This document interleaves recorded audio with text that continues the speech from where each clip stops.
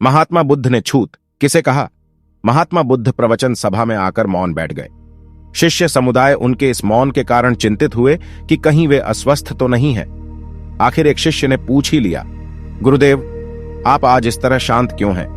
वे नहीं बोले तो दूसरे शिष्य ने फिर पूछा, गुरुदेव, आप स्वस्थ तो हैं?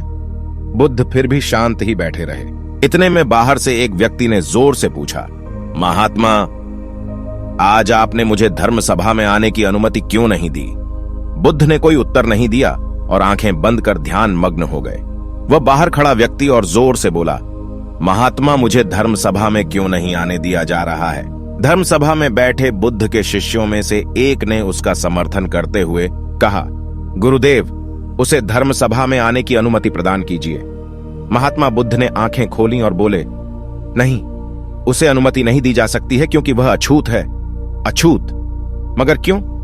सारे शिष्य सुनकर आश्चर्य में पड़ गए कि गुरुदेव यह छुआछूत कब से मानने लग गए। महात्मा बुद्ध ने शिष्य समुदाय के मन के भावों को ताड़ते हुए कहा, हां, वह अछूत है।